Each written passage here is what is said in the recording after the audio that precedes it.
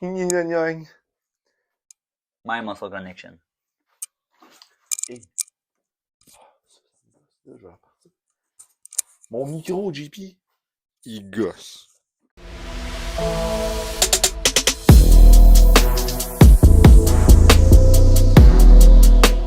Bonjour à tous et bienvenue à cette vidéo de cette semaine qui va parler du principe de spécificité. C'est beau, hein? C'est très beau, c'est un beau mot. Qu'est-ce que tu peux nous dire d'entrée de jeu sur le principe de spécificité? Le principe de spécificité, c'est quoi? Qu'est-ce que je veux dire par là? C'est, on veut être spécifique à un muscle, plus principalement. Fait que si je m'entraîne, je veux faire un bicep. Comment je fais pour être spécifique à mon bicep? Tu peux pas faire un bicep, tu peux entraîner le bicep. Moi, j'appelle ça, je fais des biceps. Ok, c'est bon. Fait que tu sais, je fais un bicep ou je fais des biceps. Mm-hmm. Fait que si on veut être spécifique à mes biceps Tes biceps. ou à tes biceps, Ouais, ben là, quel exercice que je prends? exact. Comment je peux faire pour vraiment me concentrer sur ce bicep-là? Mm-hmm. Puis c'est principalement ça, comment être spécifique à notre entraînement. Merveilleux. Dans le fond, on va parler de trois choses principalement. La première, c'est le Mind-Muscle Connection. Hmm, J'ai tenté de trouver la définition en français de tout ça. ouais, C'est-à-dire la connexion neuromusculaire, ce qui sonne très bien quand même, mais souvent le monde sont plus habitués à attendre le terme mind-muscle connection. ouais. Ça veut dire quoi? Ça veut dire, est-ce que l'exercice que tu fais en soi, si on parle d'un exercice qui tente d'isoler un muscle, dans le sens, on va dire le bicep curl, Ouais. mettons que je tente d'isoler mon biceps brachial ici, est-ce que l'exercice en question me donne une bonne mind-muscle connection, une bonne connexion neuromusculaire? Dans ce cas-ci, ce que ça veut dire, le pump. Tu sais, le fameux pump que quand tu es adolescent, là, tu recherches tout le temps ça, Tout là. le temps être Tu un sais, peu. puis ça te paraît être plus gros, là. Ouais. C'est le principe que quand tu vas solliciter un muscle, bien évidemment, le corps décide de dire, OK, là, il y a un stress qui se vit au niveau du biceps. Donc, qu'est-ce qu'on va faire? On va envoyer du renfort, on va envoyer du sang. Mhm. Fait que là, il envoie du sang dans le muscle. Évidemment, pas tout, mais il commence à prioriser ce muscle-là par rapport à ton triceps, par exemple. Ouais. Le corps, c'est une excellente machine à répartir ses ressources Ouais. pour permettre à l'organisme de survivre. Donc, il envoie le sang dans les muscles et à ce moment-là, il y a un gonflement naturel qui provient Ouais. face à l'exercice qu'on appelle dans le monde des gym rats, du monde qui connaît l'entraînement, le pump. C'est-à-dire que là, tu vas chercher un pump, là, tu te sens bien, tes muscles paraissent plus gonflés, plus gros, tu Tu te parais sens bien. pas Là. nécessairement bien, mais tu te trouves bien. Dans le Exact. miroir, là, tu te trouves, Caroline, j'ai des gros Tu, biceps. tu regardes dans le miroir venant de ta douche, là, puis t'es Ouais, content, là, tu ouais, parais bien. Là. ouais. Fait que ça, c'est le pump. Fait que le mind muscle connection, il est important. Et ce n'est pas tous les exercices qui vont te donner un bon mind muscle connection. Ça veut dire quoi, ça? Puis on va faire le suivi après ça sur le ratio stress-fatigue. Ouais. Mais en gros, c'est que je pourrais faire un exercice, par exemple, je donne un exemple, un bicep curl alterné. Fait que je vais un bras à la fois. Versus un preacher's curl. Fait qu'un preacher's curl, c'est souvent le banc où tu es déjà à côté, fait que tes humérus reposent sur le banc, et à ce moment-là, j'ai une flexion-extension.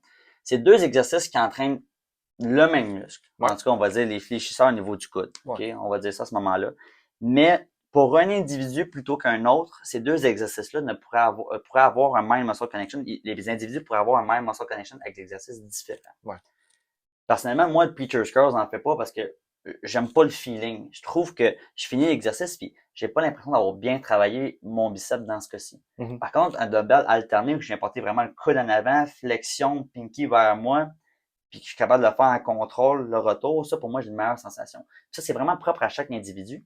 Donc, quand vous tentez d'être spécifique envers la sollicitation d'un muscle, assurez-vous à ce moment-là que le pump, qu'est-ce que vous avez après l'exercice, si il est bon ou il est pas bon. Mhm. Si tu fais un exercice puis tu vois que tu n'as aucun pump, ton muscle répond pas, c'est peut-être que c'est pas le problème, c'est pas toi, c'est peut-être l'exercice que tu fais. Il y a une question aussi de technique, de De tempo, tout ça, d'amplitude. ouais. Mais règle générale, ça se peut juste que ce soit le mauvais exercice, principalement pour ceux qui s'entraînent, qui sont un peu de niveau intermédiaire, qui ont un peu d'expérience là-dedans, ça se peut que ce soit juste pas la bonne variante. Ben, souvent, des exercices qui sont plus unilatérales, Ouais. c'est beaucoup plus facile d'aller chercher ce mind muscle connection-là, parce que, justement, tu vas te concentrer à faire qu'un seul mouvement. À la place, Ouais. un squat, c'est très difficile d'être vraiment spécifique à tes quadriceps ou à tes fessiers. Exact. Tu sais, c'est vraiment un compound mouvement, là. Tu vas peut-être probablement en parler un petit peu plus loin, mais Exact. tu sais, c'est justement des mouvements qui sont unilatérales, qui sont plus spécifiques à un seul muscle. C'est là qu'on va vraiment aller chercher une contraction maximale, dans le fond, qui va amener un meilleur pas. Exact. L'autre point, c'est le ratio stress-fatigue. Ouais. C'est stress to fatigue ratio en anglais.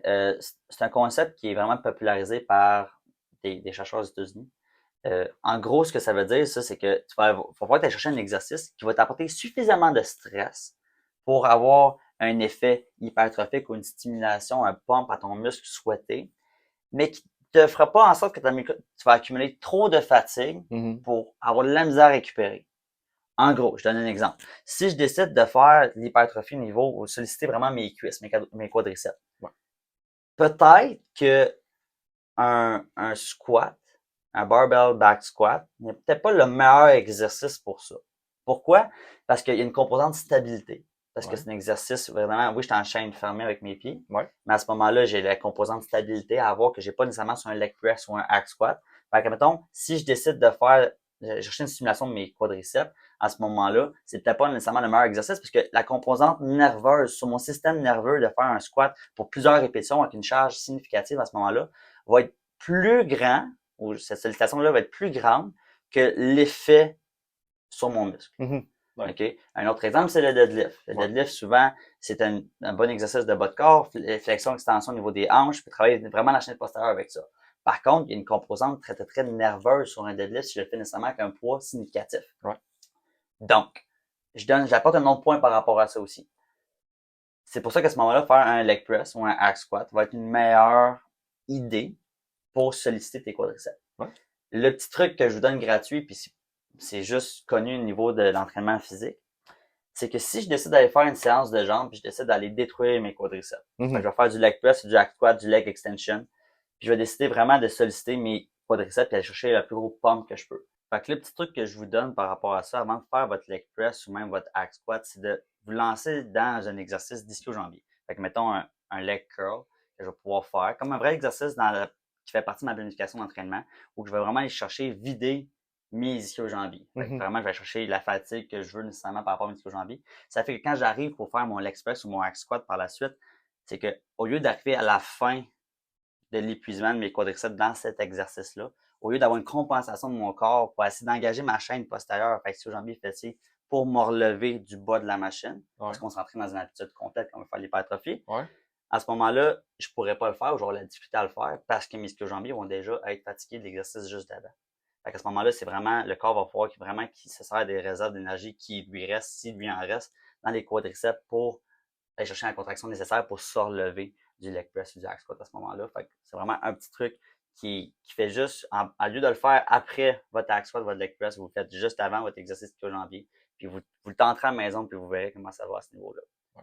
Fait qu'en gros, on va vraiment avec les principes de spécificité ici. Mhm. On a couvert le même muscle connection qui doit être un bon pour vous par rapport à l'exercice ou la variante d'exercice que vous avez choisi. Et l'autre, c'est le ratio stress-fatigue. À ce moment-là, on doit choisir un exercice qui va nous permettre d'aller chercher suffisamment de stress pour avoir une certaine hypertrophie au niveau du muscle, Ouais. mais sans trop d'accumulation de fatigue pour que je sois capable de récupérer et revenir en entraînement quand même fréquemment pour solliciter mes muscles fréquemment. C'est ça le principe d'entraînement dans le temps, périodisé et de surcharge progressive. Good. Ben, merci, JB. Merci, ça fait plaisir. Fait qu'on suivez-nous sur YouTube, Spotify pour le podcast avec des sujets différents, Facebook, Instagram. Puis sur ça, on vous aime pour la semaine prochaine. Salut! Salut, là.